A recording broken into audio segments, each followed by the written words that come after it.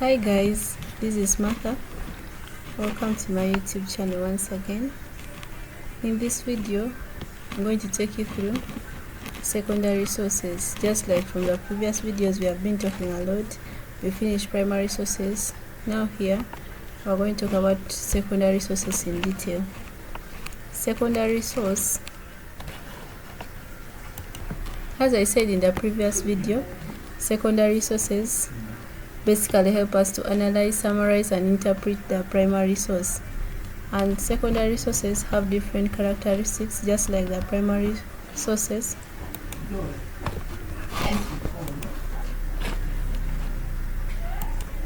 I said secondary sources are interpretative, evaluative, summary, and contextual. When I say interpretative, meaning involves some level of analysis, synthesis, or evaluation of primary sources. They explain or critique the primary sources or the events that it represents. Then when I say that evaluate, meaning they offer opinions or assessments based on evidence that may be done or that may be got from the primary sources. Then when I say summarize, maybe like in the primary source there was a lot of work. Maybe when you talk to the people who were there when the event was taking place, they talked a lot of things. Then you try to summarize and put it in a way that can be stored or like that. Then when I say contextual, meaning they help us to frame or contextualize primary data within broader trends, movements, or histories. So here there are different examples of secondary sources. There is journal articles, books, documentaries, encyclopedias, essays, and reviews. When you say journal articles, means they analyze primary data such as research paper and analyzing the results of a scientific experiment. Then when you say books are history books, like history books analyzing a specific historical period or event. Biographies that interpret an individual's life based on primary source materials. Maybe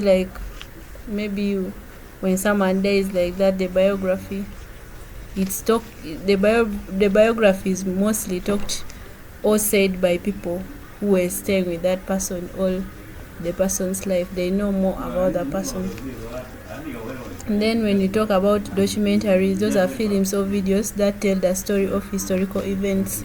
Like most of the videos we watch, maybe for 19s, like the videos or maybe of World War something in Africa or specifically Uganda, the videos might be there, yet for us we're not there. We're just going to be secondary sources. Then there is essays and reviews. Those are the critical essays that provide analysis of a literary work or historical events. Movie or book reviews that interpret the context of the work. So when we go to the purpose of the secondary sources, the secondary sources help us in interpretation and analysis, broader understandings, contextualization, and even when you talk about interpretation, meaning it helps us to understand and get a clear picture of what happened or what took place in that specific event. Then when you talk about the roles of secondary sources, the secondary sources help us to support or critique the use of primary source, or like if something happened, which helps us to understand that did it happen really or not. Then it helps us to interpret primary data, helps us it helps us guide researcher in framing their own question. What I mean here is the primary sources, the secondary sources use primary information for framing what to ask about what happened.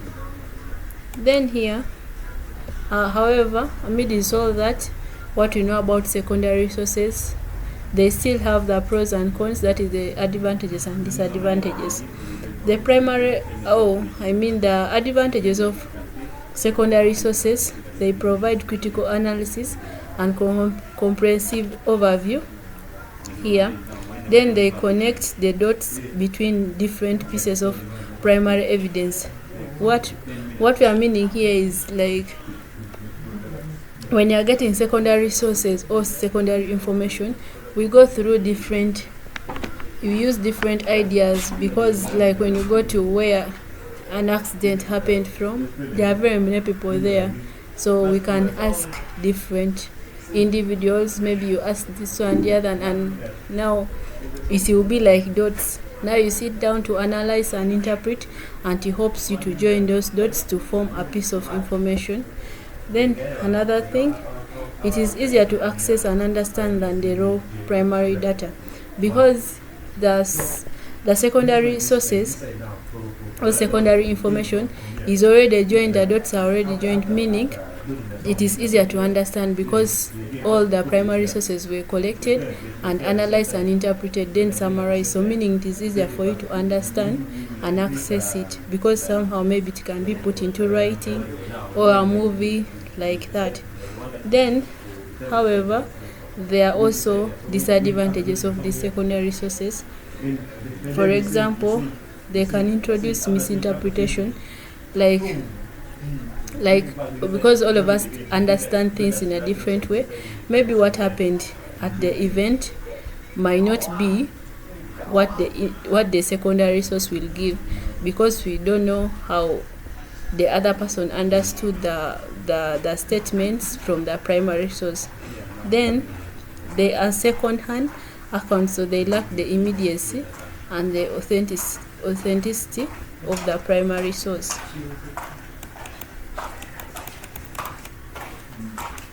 So in conclusion, secondary sources interpret and analyze the primary sources, offering a broader context, critique or synthesis of the information. They are indispensable for a robust and nuanced understanding, and researchers use this in the tandem to support their work. Like the secondary sources, because as I said that they are summarized and analyzed, it helps us to understand all the information in a right way. Thank you for watching. Thank you for listening to my video. Please like, share and subscribe for more videos. Thank you. Love you.